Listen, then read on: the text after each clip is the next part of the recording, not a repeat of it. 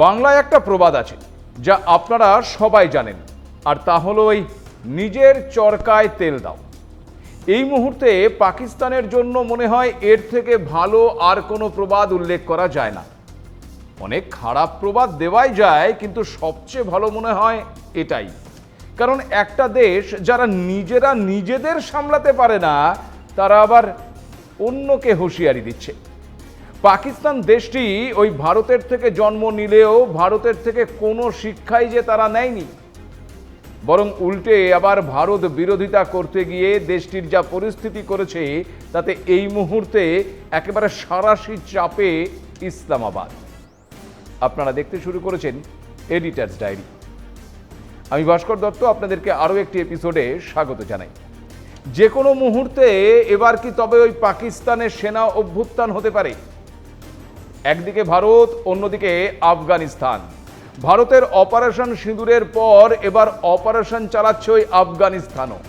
আগের এপিসোডে সে কথা বিস্তারিতভাবে আপনাদেরকে জানিয়েছি। আপনারা কি জানেন যে পাকিস্তানের সীমান্তবর্তী এলাকায় শুধু নয়, একেবারে ওই পাকিস্তানের অভ্যন্তরেও তুমুল অশান্তি অব্যাহত রয়েছে? তবে কি গৃহযুদ্ধের মুখোমুখি এখন পাকিস্তান? পরিস্থিতি যা, তাতে এই প্রশ্নটা ওঠা খুব স্বাভাবিক।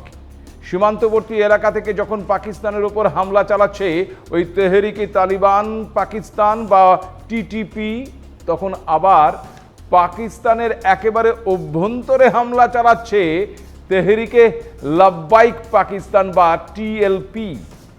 গত শনিবারের পর এবার সোমবার ইসলামাবাদের পর এবার মুরিদকে পাক সরকার বিরোধী আন্দোলন ভয়ঙ্কর আকার ধারণ করেছে। গত শনিবার পুলিশের গুলিতে 11 জন বিক্ষোভকারীর মৃত্যু হয়েছিল ইসলামাবাদে, আর সোমবার সকালে মুরিদকেতে প্রাণ হারিয়েছেন প্রায় 15 জন। আহত হয়েছে 150-রও বেশি আন্দোলনকারী। বিক্ষোভকারীদের আন্দোলন থামাতে নির্মম দমন নীতি নিয়েছে পাকিস্তানের ওই শেহবাজ শরীফের সরকার। প্রশ্ন হচ্ছে, কেন এই আন্দোলন? তেহরিকে লাব্বাইক পাকিস্তান বা ওই টিএলপির দাবি বা কি? কেন তারা এভাবে পথে নেমে আন্দোলন গড়ে তুলছে? এই প্রশ্নের উত্তরেই লুকিয়ে রয়েছে পাকিস্তানের আসল অবস্থান। আমেরিকার চাটুকারিতা করে যে পাকিস্তান নিজেদের বিরাট কিছু মনে করছে, সেই পাকিস্তানের অভ্যন্তরেই গড়ে উঠছে আমেরিকা বিরোধী মনোভাব, গড়ে উঠেছে সরকার বিরোধী জনরোষ। সেই জনরোষ আটকাতে এবার বন্দুকের নলি হয়ে উঠেছে পাকিস্তান সরকারের প্রধান ভরসা। তেহরিকে লাব্বাইক পাকিস্তান পাকিস্তানের একটি অতি ডানপন্থী ইসলামপন্থী রাজনৈতিক দল। 2015 সালের আগস্টে খাদিম হুসেন রিজভি দলটি প্রতিষ্ঠা করেন। দলটিতে বর্তমানে নেতৃত্ব দিচ্ছেন সাদ হুসেন রিজভি। 2024 সালে পাঞ্জাবের প্রাদেশিক নির্বাচনে প্রায় 2 মিলিয়ন ভোট পেয়ে পাকিস্তানের পাঞ্জাব প্রদেশে তৃতীয় বৃহত্তম দল হয়ে ওঠে এই টিএলপি। শুধু তাই নয়, পাঞ্জাব প্রাদেশিক পরিষদে একটি আসনও দখল করে দলটি। মূলত আমেরিকার পুতুল হয়ে বসে থাকা শেহবাজ শরীফ, আসিফ মুনিরদের বিরুদ্ধে প্রতিবাদ জানিয়ে পথে নামে তারা। গত বৃহস্পতিবার থেকে প্রতিবাদে পথে নামে এই টিএলপি। তাদের অভিযোগ, আমেরিকার মদতে গাজায় হামলা চালিয়ে যাচ্ছে ইসরায়েল, অথচ পাকিস্তান সরকার তার বিরোধিতা না করে আমেরিকার পুতুল হয়ে কাজ করছে। শেহবাজ এবং মুনিরের এই আচরণের বিরুদ্ধেই ইসলামাবাদে মার্কিন দূতাবাস ঘেরাওয়ের ডাক দেয় এই টিএলপি। ব্যাপক জনরোষ ঠেকাতে ইসলামাবাদের রেড জোনকে কার্যত দুর্গে পরিণত করা হয়। ইসলামাবাদের মার্কিন দূতাবাসের পাশাপাশি লাহোর, করাচি এবং পেশোয়ারে অবস্থিত ওই মার্কিন দূতাবাসগুলোতে কড়া সতর্কতা জারি করে পাক সরকার। পাশাপাশি কড়া হাতে বিক্ষোভ দমন করছে ওই শেহবাজ শরীফের প্রশাসন। গাজায় ইসরায়েলি বিমান হামলার প্রতিবাদে 9 অক্টোবর থেকে শুরু হওয়া বিক্ষোভ 11 অক্টোবর তীব্র আকার ধারণ করে। গত শনিবার লাহোর থেকে ইসলামাবাদের দিকে অগ্রসর হয় ওই আন্দোলনকারী টিএলপির মিছিল, কিন্তু রাস্তায় তাদের বাধা দেয় শেহবাজের পুলিশ। পুলিশের বিরুদ্ধে নির্বিচারে গুলি চালানোর অভিযোগ করেছে টিএলপি। ঘটনায় 11 জন সদস্য নিহত এবং 50 জনেরও বেশি আহত হয়েছে বলেও দাবি করেছে তারা। এরপর সোমবার ভোরে টিএলপি প্রধান সাদ হুসেন রিজভির নেতৃত্বে মুরিদকে থেকে ইসলামাবাদের উদ্দেশ্যে মিছিল করার কথা ছিল ওই বিক্ষোভকারীদের। সোমবার ভোর থেকে টিএলপি সমর্থকরা জড়ো হতে শুরু করে। যানবাহন এবং কন্টেনার দিয়ে বেশ কয়েকটি প্রধান রাস্তা অবরোধ করে রাখে তারা। কিন্তু বিক্ষোভকারীদের ছত্রভঙ্গ করতে এলাকা জুড়ে গুলিবর্ষণ শুরু করে পাকিস্তানের পাঞ্জাব পুলিশ। ছোঁড়া হয় কাঁদানে গ্যাসের সেল। পুলিশকে লক্ষ্য করে পাল্টা ইট পাথর ছুটতে থাকে বিক্ষোভকারীরাও। মুহূর্তের মধ্যে রণক্ষেত্রের চেহারা নেয় মুরিদকের বিস্তীর্ণ এলাকা। পুলিশের গুলি এবং সংঘর্ষে 15 জন আন্দোলনকারীর মৃত্যু হয়েছে, 150-রও বেশি আহত হয়েছে বলে দাবি করেছে স্থানীয় টিএলপি নেতারা। অন্যদিকে টিএলপি আন্দোলনকারীদের পাল্টা হামলায় পাক পুলিশের মৃত্যুর পাশাপাশি 60 জনেরও বেশি পাক পুলিশ আহত হয়েছে বলে জানা গেছে। দুপক্ষের এই সংঘর্ষের ফলে মুরিদকেতে জনজীবন সম্পূর্ণ বিপর্যস্ত হয়ে পড়ে। গুরুত্বপূর্ণ রাস্তাগুলো সিল করে দেওয়া হয়। ব্যবসা প্রতিষ্ঠান থেকে শুরু করে স্কুল সমস্ত কিছু বন্ধ করে দেওয়া হয়। স্থগিত করে দেওয়া হয় ইন্টারনেট পরিষেবাও। পরিস্থিতিটা একবার বোঝার চেষ্টা করুন। ধরে নিলাম এই টিএলপি যে মুভমেন্ট করছে তা তাদের রাজনৈতিক উদ্দেশ্য থেকে করছে, কিন্তু যে এজেন্ডায় তারা আন্দোলনটা করছে সেই এজেন্ডাকে সমর্থন করছে ওই পাকিস্তানের একটা বিরাট অংশ। না হলে কখনো লাহোরে, কখনো আবার মুরিদকেতে এত মানুষ পথে নামে। এজেন্ডাটা কি? 1 নম্বর হলো পাকিস্তানের সরকার আমেরিকার পুতুল হয়ে কাজ করছে, তার বিরোধিতা। আর 2 নম্বর এই গাজাকে সমর্থন করা, অর্থাৎ পাকিস্তানের অভ্যন্তরে একটি বড় অংশ আমেরিকার সাথে পাকিস্তানের শেহবাজ সরকারের এই চাটুকারিতাকে পছন্দ করছে না। আবার পাকিস্তানের ইসলামপন্থীরা গাজার ওপর আমেরিকার পৃষ্ঠপোষকতায় ইসরায়েলি হামলাকে সমর্থন করছে না। অর্থাৎ পাকিস্তানের অভ্যন্তরে গড়ে উঠছে কট্টরপন্থী ইসলামপন্থীদের অবস্থান, যাকে বন্দুকের নল দিয়ে দমিয়ে রাখতে চাইছে ওই শেহবাজের সরকার। প্রশ্ন হলো, ইসলামপন্থীদের বিরুদ্ধে শেহবাজ সরকারের এই দমন নীতি বিশ্বের অন্য ইসলামপন্থী দেশগুলো কি মেনে নেবে? ইসলামের ধ্বজাধারী জঙ্গি সংগঠনগুলোও কি মেনে নেবে এই কট্টরপন্থী ইসলামীদের গুলিতে নিকেশ করার মতো ঘটনা? আমেরিকাকে তোষামত করতে গিয়ে কি তবে নিজের দেশেই এখন ভিলেন হয়ে উঠেছেন শেহবাজ শরীফ? যে পাক সেনা প্রধান নিজের ধর্ম নিয়ে এত বড়াই করে হিরো হয়েছিলেন, সেই আসিফ মুনির কি তবে এবার আমেরিকার হাতের পুতুল হয়ে নিজের ধর্মের মানুষের কাছেই খলনায়ক হয়ে উঠছেন? পাকিস্তান এমন একটি দেশ যারা না নিজেদের ধর্মকে রক্ষা করতে পারে, না ধর্মীয় ভাবাবেগকে গুরুত্ব দিতে জানে। সে কারণেই কি খুব সহজেই কট্টরপন্থী ইসলামী সংগঠনের আন্দোলনকারীদের গুলি করে মারতে তাদের হাত কাঁপছে না? আমেরিকার দাসত্ব করতে গিয়ে পাকিস্তান কি তবে ধর্মনিরপেক্ষতার বার্তা দিতে চাইছে? জানি এই প্রশ্ন শুনে আপনারা অনেকেই হাসছেন, কিন্তু তর্কের খাতিরে যদি ধরে নিই যে পাকিস্তান কট্টরপন্থী ইসলামপন্থীদের মাথাচাড়া দিয়ে উঠতে দিতে চাইছে না, তবে কি পাকিস্তানের বুকে গজিয়ে ওঠা ইসলামিক জঙ্গি সংগঠনগুলোর বিরুদ্ধেও তারা একই রকম ব্যবস্থা নেবে? এ প্রশ্নের উত্তর আমার দেওয়ার কোনো প্রয়োজন নেই, একটি শিশুও এর উত্তর দিতে পারে। প্রশ্ন হচ্ছে, পাকিস্তান কি তবে দ্বিচারিতা করছে না? কট্টরপন্থী ইসলামিক রাজনৈতিক সংগঠনের জন্য একরকম মনোভাব, আবার ইসলামিক জঙ্গি সংগঠনগুলোর জন্য অবস্থান একেবারে তার উল্টো। জামাই আদর করে জঙ্গিদের রাখতে, খাওয়াতে, পড়াতে যে ওই পাকিস্তান সিদ্ধহস্ত, তার নতুন করে বলার অপেক্ষা রাখে না। আবার আরও একটি বিষয় লক্ষ্য করুন, পাকিস্তানে কখন এই ঘটনা ঘটছে? যখন দীর্ঘ 2 বছরেরও বেশি সময় ধরে চলে আসা ওই হামাস এবং ইসরায়েলি যুদ্ধ সদ্য যুদ্ধবিরতিতে পরিণত হয়েছে। মিশরে বসতে চলেছে গাজা শান্তি শীর্ষ সম্মেলন, যে সম্মেলনের সভাপতিত্ব করবেন আবার ওই মার্কিন প্রেসিডেন্ট ডোনাল্ড ট্রাম্প।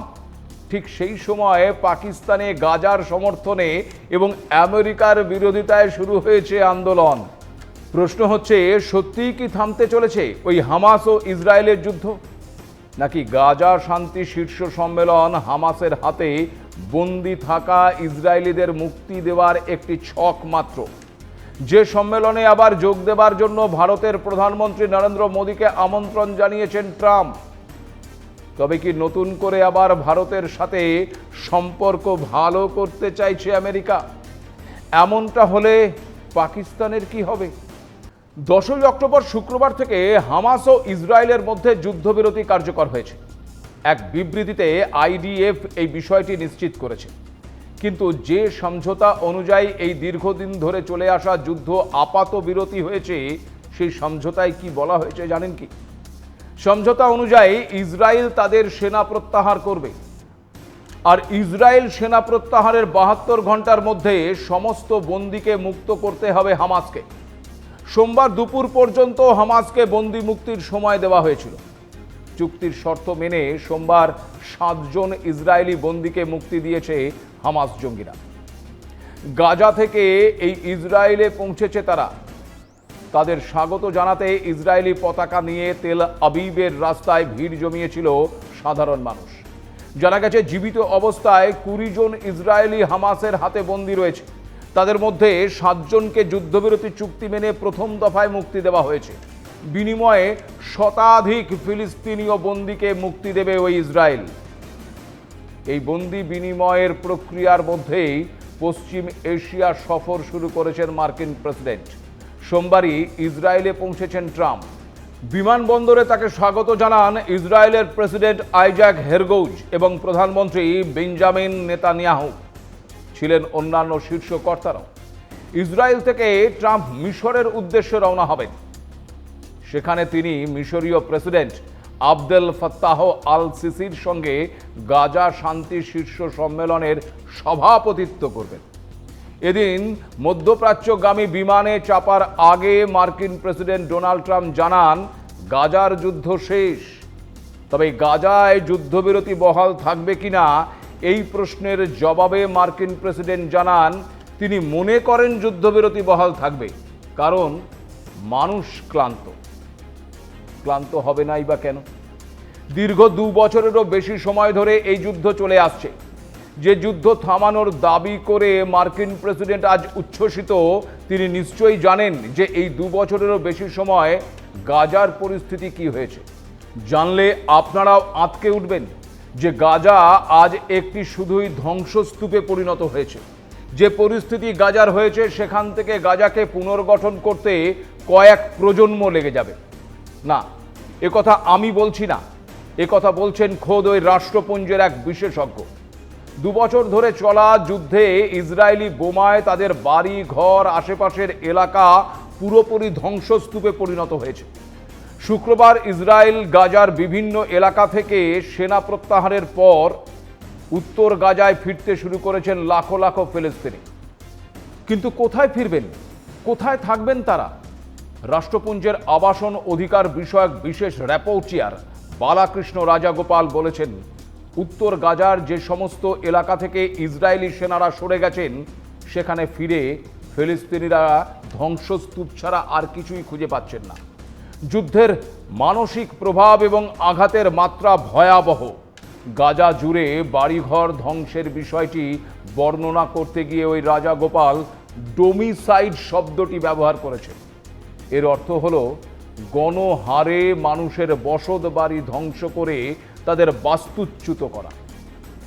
তার মতে গাজায় বাড়িঘর ধ্বংস করায় ওই ফিলিস্তিনিদের বিরুদ্ধে ইসরায়েলের জাতি হত্যার অন্যতম প্রধান উপাদান।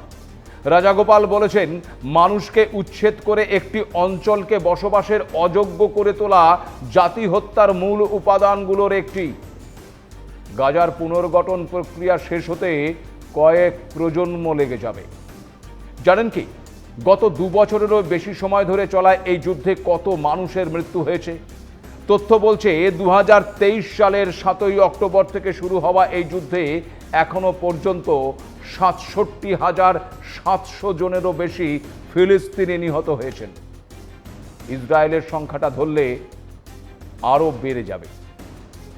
গাজায় নেমে এসেছে একেবারে মানবিক বিপর্যয়। জাতিসংঘের হিসেব অনুযায়ী যুদ্ধ শুরুর পর থেকে এ পর্যন্ত গাজার 92% ঘরবাড়ি ক্ষতিগ্রস্ত হয়েছে বা ধ্বংস হয়েছে। লাখো লাখো বাস্তুচ্যুত ফিলিস্তিনি এখন ওই তাঁবু আর অস্থায়ী স্বাস্থ্যকেন্দ্রে বসবাস করছেন। আর মার্কিন প্রেসিডেন্ট বলছেন তিনি মনে করছেন যুদ্ধবিরতি বহাল থাকবে, কেন না মানুষ ক্লান্ত। যে মানুষগুলোর কিছুই নেই সেই মানুষগুলো ক্লান্ত হবে না তো কে হবেন বলতে পারেন? শান্তির দূত হয়ে নোবেল পাওয়ার জন্য লাফালাফি করেও ব্যর্থ হয়েছেন। তবে নোবেল না জুটলেও এই ট্রাম্পকে দেশের সর্বোচ্চ সম্মান দিচ্ছে ইসরায়েল, কেননা যুদ্ধ থামানোর জন্য।